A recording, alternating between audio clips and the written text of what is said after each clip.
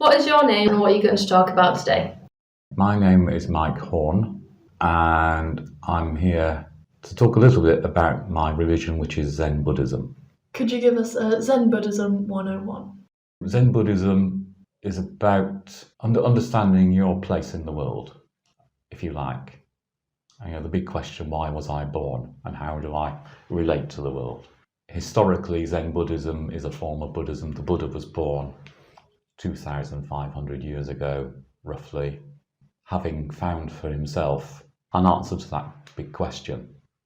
And as it spread, it incorporated bits of native traditions within that country, so that teaching was made relevant for the current times and the current place, if you like. Even within Zen, there are two main schools of Zen and some smaller schools of Zen. Zen comes from Japan and Zen comes to the West. And my teacher has sort of converted into a high church Anglican version of Zen in terms of the scriptures, but it's about the practice. And then there's a Chinese version of Zen, there's a Korean version of Zen, and then there's also lots of other different sorts of Buddhism, like Tibetan Buddhism and Thai Buddhism and so on. Buddhism is very diverse. There's lots of different forms of Buddhism, just as there are lots of different forms of Christianity. So in some forms of Buddhism, there are gods and deities and saints, if you like, and in other forms, not. Generally, the Buddhism is different to most other religions, in so much as it was founded by a person who isn't a god, and that person discovered, quote unquote, the meaning of life. And the message is that everybody else has that capability. We don't have to have a god to do it for us. If you're some forms of Buddhism, you may use a deity, if you like, to help you as a guide. But normally, in most forms of Buddhism, you have a present-day teacher that you can go to and ask for advice. Strangely, though, everyone knows what a Buddha statue looks like, so they assume that we worship a Buddha statue. Yes, I have a Buddha statue, and in Buddhist ceremonies, we bow to the Buddha statue. But that is not because the Buddha is a god, it's out of respect. Could you please give us a brief description of what being a Zen Buddhist means to you personally? It means that I realise that the world doesn't revolve around me, because I'm just a very small part of life, if you like, and life goes back a long way and will go on into the future. So my place in it is actually very, very small. And knowing that helps me cope and understand with things that go on. The little things that sometimes go wrong. On the way here, I thought, I'm going to be a good Buddhist today. I'm going to put on my rosary, and it snapped. So the beads are all over the floor. And I'm thinking, I've got to be at the university in half an hour's time. And you're thinking, it's one of those things that happens. You can either let it upset you, or you can carry on with life. Thinking, well, maybe being a Zen Buddhist helped me cope with that. As an everyday practice, yes, I occasionally bring myself back to the practice a bit when I get the opportunity. But it's opportunities arise. When you go to the shops, I like going to the shops. And you get to the shops, you're queuing at the supermarket, and most people there say, that line's working, we're going faster than mine. It's a perfect opportunity to meditate. So there's little opportunities in life when I just fall into meditating and being calm. In my study, I've got a mantelpiece with an incense holder, a statue, and a photograph of my teacher, and I can sit and meditate in front of that if I wanted to. What's the point of being able to sit calmly on your cushion if you can't cope with queuing at the supermarket? How did being a Zen Buddhist affect you earlier in your life? I discovered Buddhism when I was at university as a student, and in those days it was books about Buddhism in a sort of academic, intellectual way, written in very old-fashioned language as well. So I didn't really understand them. And then I had a personal experience of, unfortunately, having to watch someone die. And that affected me and started to make me wonder what life was about.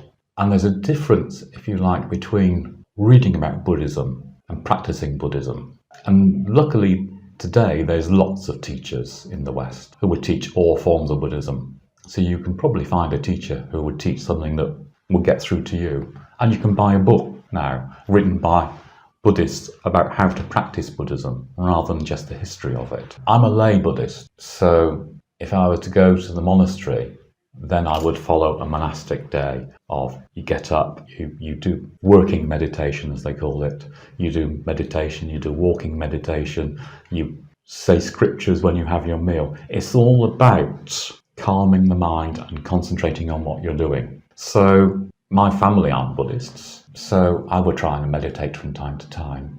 I try to go to a Buddhist group, so we meditate together from time to time. Have you felt you've been marginalised or stereotyped due to being a Zen Buddhist?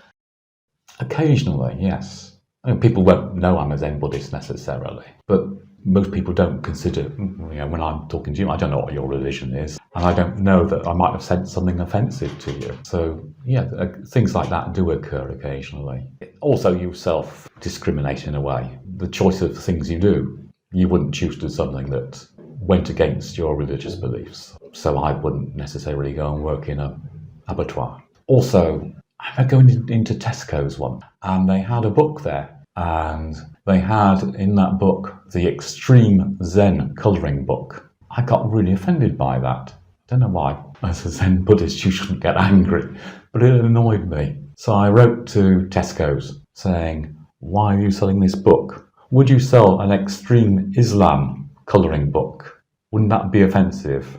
So why are you being offensive about my religion? And this is Tesco's, big company. I got a reply saying, Zen isn't a religion, it's a state of mind, so it's all right. Buddhism is a minority religion. Zen is even a bigger minority. But it's used out there. I've seen lots of shops called Zen, hairdressers, a computer repair shop. You wouldn't call a shop Islam, would you? But, it is a word that gets, shall we say, abused by the public, or can be. They don't mean it necessarily. Has anything like that happened at the university, or have you generally felt quite accepted here? Well, just occasionally little things happened at the university which I thought, that's asking me to do something which goes against my religious practice.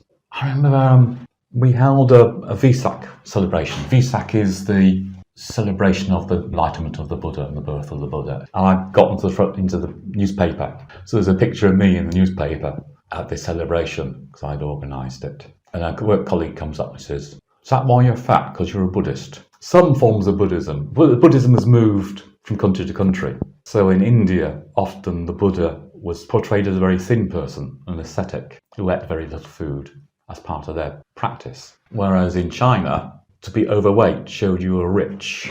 So you see Chinese portrayals of the Buddha, it's often a large gentleman. So that's where that came from. I mean, it's the public perception of the Buddha as a fat person. But yeah, occasionally I've been put in positions at the university where, I'm thinking, well, no, I'd have to refuse to do that because of my religious belief. Could you do some myth busting about stereotypes surrounding Buddhism as a whole? A lot of people think that Zen is just a state of mind, something that's cool, and they don't think it's a religion. And they think that Buddhists, sort of worship a statue of the Buddha. So there's a lot of ignorance, shall we say. How can the people around you and the university itself do better? Just ask. I think the university is doing quite well now. They're accommodating the diversity of religions, and it produces a religious calendar for the year and things like that. So they're making quite good effort. But when it comes down to your personal relationship, student to lecturer, staff to line manager, there's a conversation there about how can we get on, how can we accommodate your religion. Having that sort of thing on a one-to-one level is quite important. And the only way to do that is to ask and have a discussion. How do you feel that the media represents both Buddhism as a whole and specifically Zen Buddhism? There's some very good documentaries about and travel things about Buddhism out there, and they're good. Was there anything else that you would like to say? If someone wants to know about religion, ask the person who practices it, and asks how within the university environment they can accommodate that.